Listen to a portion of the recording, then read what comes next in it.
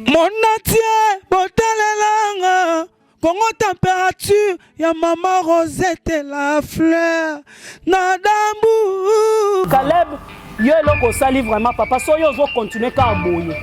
So ki yo penzo zo, au moins ni balaka la mutu eti na 4e génération. Voilà. Comme yo botiba ni bali. Mais nzambe pa yebineni na ofuta moto. OK. O sali mabe na Barcelone. Na moni place barter na artiste no balobité. Lelo sali yango pa mwana batu ya mwasi. Elise Abatu. Papa, zabe mutema malamu ko. Caleb siko azande lokoso pourquoi asali bongo azimbo wake directement poto bona bana na imo ebite ke osala kilika na moninga ata kutumbongo aba pesa kiyo omoni ke olingo kabola ngo mingi te kata tandambu te. Donc pour moi vraiment na okolo baké Elise azana raison na ya makasi vraiment parce que na vanda ki vraiment na landi émission par rapport ndenge barter na artiste ya Caleb balobeli na ndenge ye moko Elise ndenga lekaki alobeli. J'ai compris que non, la fille vraiment azana raison na ye. Amoni ke longi na ye tambula za mutu il faut telemela. Oui, eza droit na ye botika ko finga eko bo finga poni ye so ko nota mwana ba garde pona nini bo menacer bo violer mwana na yazana mwana 19 ans. Bientôt là on ça 20 ans bo kane bo violer mwana na ye bo violer pena mwana mubali ko cha ya lesko.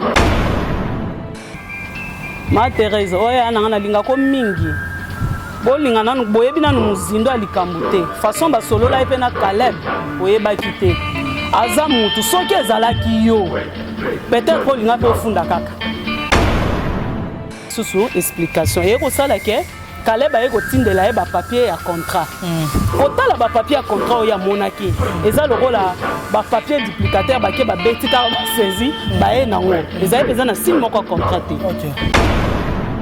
Tala bien, la fille a signé contrat mon côté. OK. Façon ya lobby pour nga na landi. Na pe na ba image mususu na na on pe na téléphone. Mon atier, botalelanga, Congo température, ya maman Rosette la fleur, Nadambu. Merci beaucoup, chers internautes. Bienvenue à votre chaîne que vous aimez beaucoup, Congo Température TV, Autolobby Vitesse au Wapi. Donc, malheureusement, Congo Température est éprouvé. L'un, il y a nos concerts, na Kombo ya Dorcas Bolokoko, où tu fait la bonne grande sœur naie, ça fait très mal les autres ça la passe. Pema en tout cas, na bande konyo so ba bonne sur Congo Température TV, ba obalinga biso aninga Dorcas Bolokoko en tout cas, bo présenter ba sincère condoléances nabino et que ça va bien, je crois bon on a déjà image na ta chaîne. Je dis merci à maman Rosette la fleur d'Ambour, pourquoi pas à champion Wadol ya sister Rabat na ba moment nyonso na tango passi na Bisengo azalaka biso pourquoi pas Ayani qui a fumunse que papa na Brian na Briana motema Dorcas Nzumba mes condoléances na famille Nzumba mobimba parce que babungisi be bongo o azabongo papa na Dorcas Nzumba pourquoi pas à Sandra Wangata maman na Petit Bon Junior na Broly R10 10 à match. Merci beaucoup à maman Mokonzi Dali Ibula pourquoi pas à celle qu'on appelle mon président Bruno Lubika Mbongo ya propre. Je suis là comme on dit que l'actualité nous oblige par rapport à makambo entre Caleb et Elise. Conférence de presse les gars qui baloba sengati baloba. Mais aujourd'hui moi héritier Ibula je reçois l'un il y a bandeko il y a Elise est-ce que ça Caleb toi ça Elise donc tu reçois lango awa vraiment na kati ya Congo température je reçois pour vous maman bonjour. Bonjour. Bonne santé. Bien. Santé bien. Batouba partout dans le monde entier. Ou bien amina kombo ya. Amina kombo Natacha Kanyonga. Natacha Kanyonga, voilà. Artiste et comédien. Bien sûr. Merci beaucoup. Artiste et comédien. Joueur en groupe. Chic Choc Loenge. Chic Choc Loenge. Angadio Simotomo prêtre. Merci beaucoup maman Tozana yo. Étant qu'une femme, affaire Oyo, il y a Elise contre Caleb. Et ça, Mote Peli Makasi. Bon, on a évité sur ces. Est-ce que Elise a tort ou bien Caleb a tort ou bien Caleb a raison? Je ne sais pas. On va expliquer une histoire. Ouais, merci beaucoup, héritier. Donc pour moi, vraiment, Elise a raison. Il y a ma casse vraiment. Parce que dans Vanda qui vraiment a lundi, émission par rapport au baartère na baartiste ya Caleb balobeli na ndenge ye moko Elise ndenga lekaki alobeli. Voilà. J'ai compris que non, la fille vraiment azana raison na ye. Donc tout tika na noir moko ko lobara ba mara moko ko finga kaye na nuté ezape malamu te. Po ezana bateau bazo leka ko finga ye ko lobele ba mara mbebele. Eza bien te. Retenga na okyo lobaboye. Omoni ngande na boye naza artiste. Lelo pe okyo sala makyo film moko esalami ke na jouer. Tant yo déjà qui est tant que président, au lobby na que non film auto sala kaka pona a kaka moi nani na caché na o yango yo. Ça c'est normal. Na zu caché na ngai. Mais tant on a comme mona OK comme côté kama ba côté mususu et côté tina ba YouTube et que tina nani start time. OK. Il faut na lobati. Voilà. Il faut na lobby, il faut na réclamer droit nanga, pour ça droit nanga. Mais on réclamait droit par rapport à contrat signé, c'était prévu que l'on te donne $100 par rapport à contrat. On a personne à foutu on a $100. Film nanga on a récupéré yango. Na collection na ba différentes chaînes de producteurs au monde on a signé na sala. Oui, on a raison. Soit tu signé déjà contrat, na signé p. Oh bah la a déjà qu'il fallait na son montant, on y fait na son. Mais quand la bien, la fille a signé contrat mon côté. OK. Façon il y a lobby. Pour on a lundi, na peine ba image mususu na on peut na téléphone. A lobby boy. Tant on y a ils avaient prévu que ba signer contrat. Et ça dit que Caleb a commis côté na zela. La fille paie à zela qui. Tant on y a comme mona que film R était comme ba côté mususu. Et Luka qui a benga ye moko président na ye. Tant on bengi Caleb et ko sala Caleb a comme ko pese ka zela. Amona ki en normal te comment na zela. Aye ko yebise ki azotinda junior. Junior aza soki nani na yebite so aza secrétaire so ga zana je ne sais pas. A otinda ye po ba signer contrat. Et ça dit que junior aya pété. Aye ko benga isu Caleb a yebise ki non nazo belande na bo écoute na hôpital so moyen za tindela ngata mombongo wana esunganga. Caleb a fait sous explication. Et au ça que Caleb a écouté de la papier à contrat. Quand la ba papier à contrat au ya monaki. Et ça le rôle ba papier duplicateur ba ke ba beti car ba saisi ba e nango. Et ça besoin na signe moko contraté. À ça là qui en côté. Et au ça que yemo Caleb tanwaye ye aye ko ya et pas na Caleb ayo et pas la fille ba vanda ki ba sololi. A expliquer a expliquer que non ngana moni ba image. Abimisa ki on peut apprécier. Quand elle que Caleb atali, oyebi que toza bato président Caleb osali vraiment lo moko ezalate. Ça vraiment elo ko moko ezalate vraiment. Tant on va apprécier yo za mutu tant déjà moi na expliquer yo. Solo là na bien. Atali comme soki ezata on déjà beaucoup tan binomi balé ezali comme solo. Ah petit nanga et salama ki boye salami ki boye. So monta moko ezaki o fini ata. Aza mutu alinga boma moto. OK. Mais yo kati linga lolobi. Compagnie wana eza déjà na ba avocat ya makasi. Donc Elise yo kokate. Donc tika na yo kaka. La fille tango moni lokwa ni faut choquer. Ameki ko lobana obinyo ke. Et choquer ki aza moto. Mais est-ce que baza ba relation amoureuse te na kati wana yango ezo pelisa moto? Pense. Wana vraiment na ebité. Wana penza so na muzindo penza wana vraiment na ebité nga na landika histoire ndenge zile. Et salami. Bon, et celle que Caleb a qui. Tant on peut la fier tikali. Il fallait apporter plainte, papa. Donc, on a porté plainte, vous CPL. Oui, to CPL tant qu'artiste na CPL. Voilà. Parce que okipe ko sale melanga, na okyo lingate ke longi nange tekami, ngazue lorote, ke na moma za na bana. Voilà. Azana bana na e, il faut beaucoup la bana. Caleb siko azande lokoso. Pourquoi? Asali bongo azumbongo ake directement poto. Pona bana na e, mo ebite ke o sale ki likamuna muninga. Ata kutumbongo ba pesa kiyo. Omoni ke o lingo kabolango mingi te. Kata tandambute ya. Pesa muninga. Pota so yo benga ke bo solo li entre bino, alinga ata comprendre. Mais yo cheki yanke o cheki makasi na yo et tant que président obimi yo. Mais ya pasteur te. Ah ya ki pasteur anto ebite poso yo za ki vraiment pasteur olingo sa mambo salite. Olingo sala ngote donc oza vraiment mutema mabe. Wana vraiment lo ngana okyo ba yango za vraiment mutema mabe lo kwa sali ezalaka te. Mais Natacha Kotala que par rapport à l'évolution, la fille du serpent a filmé Oyo et bima depuis longtemps. Et bima en 2009. 2009. Oui. Voilà. Et où Mélite? Oui. On est en 2020. Film est bima en 2019. Donc comment peut déjà ba fin 2019? Ah, ok. Oui, film en ebimi ba fin. Bon appel na landango. Voilà. Siko na 2019 quand ndengo tolo balé to komi déjà to qui déjà fin 2020. Mais azo ki peta na ya solo na président na eta za mutu. A oki olinga ko kena likamu directement na reçoit na te. Il faut benga eba solo là, ba trouver solution. Voilà. Tant on moni que solution ezo zo maté. Il faut bimisa pe ma peka na e. Il faut pas funda. Abimisi ma peka mais bana Kalebi ba tomboti ba Thérèse ba tomboti. Ya. Ma Thérèse oya na linga ko mingi. Bolinga nanu boyebi nanu muzindo alikambu te façon basolola epe na Caleb oyebaki te aza mutu soki ezalaki yo peut-être bolinga pe ofunda kaka aza mutu asali oyo eza na mutema na ye ope eza penza posa na ye parce que soki ezalaki basolo na normal na Caleb toza abatu nanu bo solo li entre binomi balé donc bozui solution entre binomi balé peut-être pas linga fondé na justice hein voilà soki ake na justice parce que Caleb abimisi mapeka alakisi yende ye so ye selon ya lobi ki afundi Caleb te afunda ki ne compagnie wana so à travers la compagnie ba lobi ke ba si ba futa ki Caleb mbongo voilà tu vois compagnie ba lobi ke ba pc 3 millions. So 3 millions 500 so combien on a yoki des dollars voilà. Pas ça Caleb. OK. Et au sala que la fille aye bien au même pas.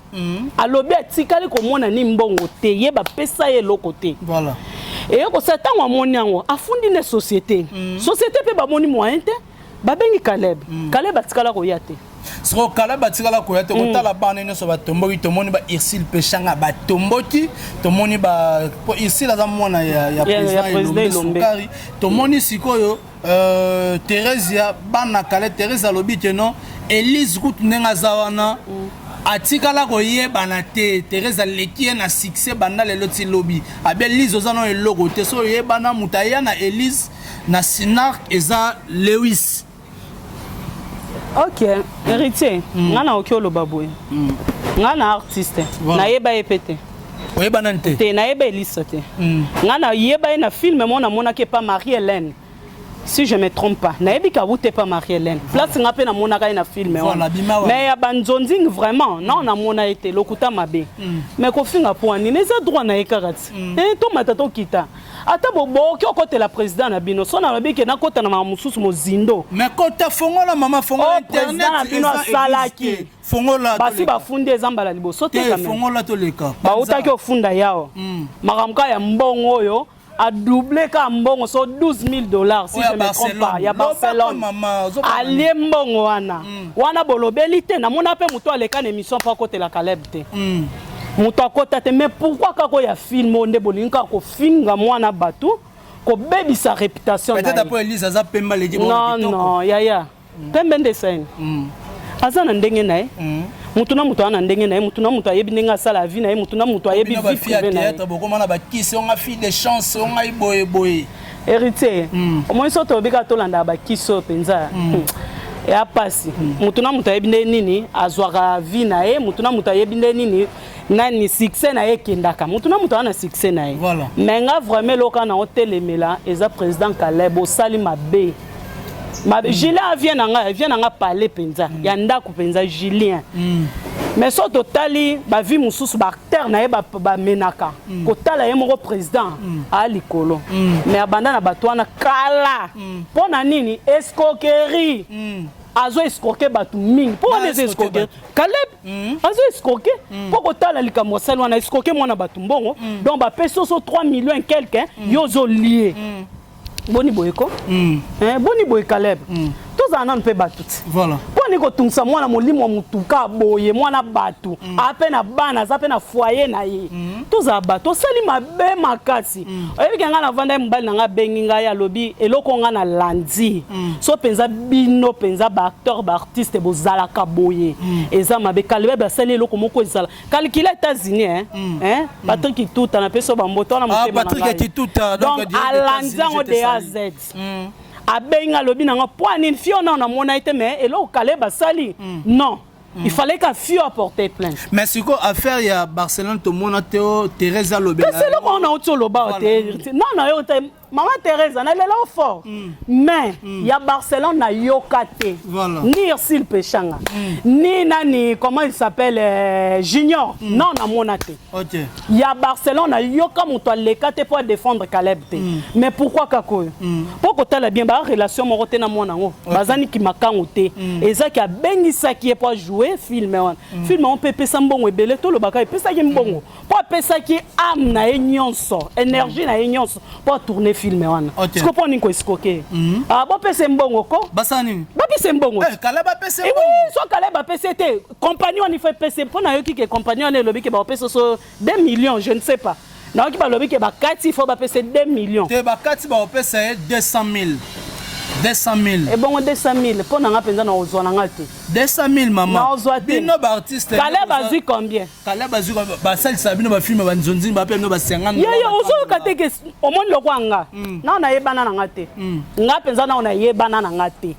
Mais so na zo opportunité ya ki o nzonzi yango yo ba tie peut-être moi ça na ozona ngate. Ba tiaka so ba $100 na zo na ngate. Ba pe $100. Tango mona ngale. So na moni wana zaki yoka wana zaki nzonzi nke o lobi na nke esal kasi on de ba salier pete esala makaboye caché na oye poto signer pe contrat. Mais so na moni yango comme na funda. Mais c'est so dans ni bien Denis sera revendiquer zayi par rapport à mon eke nga ba no bonga manioka ba biloko na non so ki a telemi bon c'est parce que moni yango etamboli. Voilà. Et loko ye pesi kanda yango na po zimbongo te. A signer pe contrat na Caleb te. A moni ke longi na ye tambula za mutu. Il faut telemela. Oui. Et ça droit na ye. Bo tika ko finga eko. Bo finga poni ye so ko mi otamo na ba garde pour na nini. Bo menacer bo violer moi na ya za na moi na 19 ans.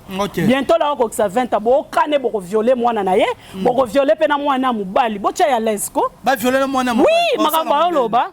Makamba lo e bon basala ndeni. Ba peda on bazane to yebine basala ngo. Oh na ba peda lisusu. Kaso moi na déjà mobile bo lo bo violer wapi.